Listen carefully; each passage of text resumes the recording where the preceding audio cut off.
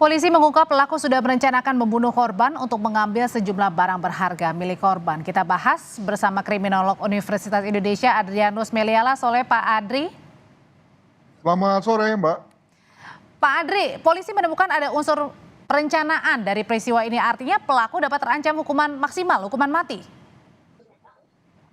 Saya kira sepanjang memang indikasinya begitu ya, kenapa tidak polisi menggunakan pasal 340 KUHP ya, di mana misalnya bahwa ketika misalnya terkait dengan kantong plastik hitam itu memang sengaja disiapkan, dibawa oleh pelaku.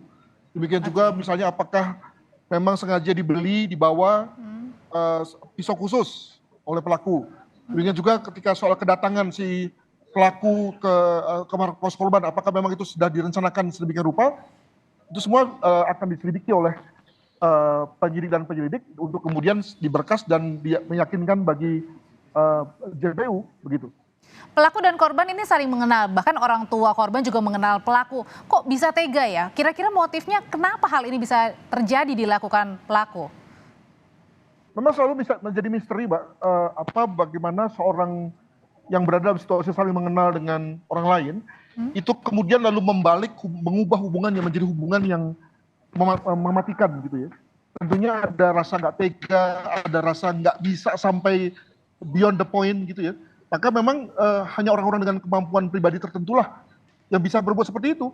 Banyak orang yang kemudian jangankan sahabatnya, anjing saja nggak bisa dibunuh, ikan saja, ikan yang merupakan ikan yang dipelihara nggak bisa dimakan ya. Tapi karena sudah ada bonding antara si orang itu dengan pihak lain. Nah tentu dalam hal ini ada kemampuan pribadi yang luar biasa yang tertentu ya, yang bisa kemudian menyebabkan si pelaku mampu melakukan tindakan kejam pada temannya sendiri.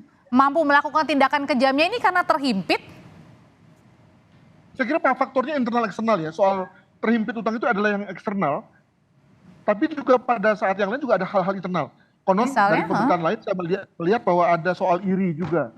Tapi juga di pihak lain ada soal bahwa yang bersangkutan berani. Kalau lihat dari badannya saja, kan badannya si pelaku ini kan besar ya, besar dan dia kakak kelas pula, sehingga merasa superior dibandingkan adik kelas ya, yang kelihatannya juga lalu lebih mampu secara ekonomi. Jadi bagaimana perasaan superior itu kemudian lalu hendak dimanifestasikan dalam bentuk perbuatan fisik yang bersifat eksploitatif terhadap si adik juniornya ini. Begitu.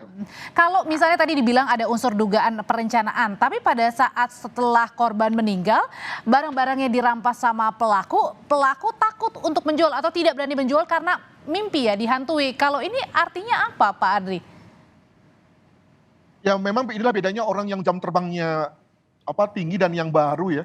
Ini orang yang belum pernah berbuat kejahatan langsung naik kelas sampai ke perbuatan pembunuhan yang boleh dianggap sebagai kelas universitas ini, gitu ya, kelas advance. Ya alhasil kemudian sebagus-bagusnya orang merencanakan, tapi karena dia belum pernah terlatih itu, maka ada saja yang kemudian lepas dari amatannya, lepas dari perencanaannya. Paling tidak secara psikologi dia tidak siap menanggung akibat daripada perbuatannya sendiri. Maka kemudian dia tadi tidak berani mengeksekusi secara tuntas perbuatannya, ya terutama pada saat menjual hasil-hasil curian dari kos korban tersebut. Begitu. Ini kan diawali karena pinjaman online, kalah karena kripto, seorang mahasiswa lagi. Sebenarnya ini mengindikasikan seperti apa sih saat ini, Pak Adri? Saya kira ini satu alarm bagi kita bahwa ternyata soal pinjol, soal Bitcoin ketika salah manage itu kemudian bisa menimpa siapa saja dan tidak terelakkan juga mahasiswa dan mahasiswa UI juga. Jadi memang artinya kalau diasumsikan bahwa mahasiswa UI itu secara intelektual, secara kognisi baik ya, dia bisa menghitung secara baik untung rugi perbuatannya, ternyata enggak juga tuh menghadapi tekanan untuk hidup mewah, hidup hedon begitu ya. Maka dia berani menempuh satu risky behavior, yakni melakukan pinjaman online. Jadi saya kira ini menjadi suatu call yang luar biasa bagi kita agar berhati-hati terkait dengan pinjol dan Bitcoin ini. Demikian. Oke, kalau sebagai Pak Adri kan juga sebagai salah satu akademisi UI, kemudian juga kan apa imbauan yang bisa diberikan begitu untuk mahasiswa yang tadi ya, karena tadi mau hidup mewah, kemudian akhirnya terlilit berbagai hutang dan menyebabkan hal yang tidak diinginkan, Pak Adri? Ya know your limit lah, ya tahu batas saja. Saya kira memang ini repotnya kalau kita berkuliah di kota besar yang terekspos dengan berbagai godaan dan juga kesempatan sebetulnya. Banyak kesempatan untuk bekerja, mendapatkan penghasilan pada saat masih di kampus, ya. Tapi kan masalahnya adalah bahwa kalau kita lalu habis-habisan dengan pekerjaan dan mendapatkan uang, bagaimana dengan nasib studinya, gitu. Jadi tahu batas saja bahwa ternyata memang sebagai mahasiswa memang mendapatkan menyelesaikan studi adalah yang utama dan bukan untuk mendapatkan penghasilan, apalagi penghasilan dengan cara-cara berisiko seperti ini. Begitu. Berarti artinya media sosial, ingin gaya hidup mewah itu menjadi unsur yang rawan ya akan terjadinya pidana.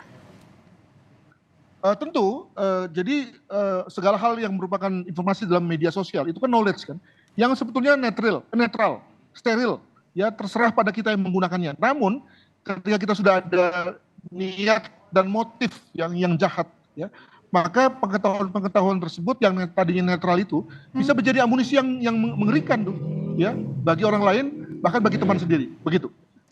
Oke, nah kalau misalnya kemudian tadi dikatakan kalau pelaku ini belajar dari YouTube begitu ya, kemudian melakukan perencanaan hingga akhirnya membunuh korban, hal ini harusnya juga bisa dibatasi ya, mungkin oleh orang sekitar dari pelaku.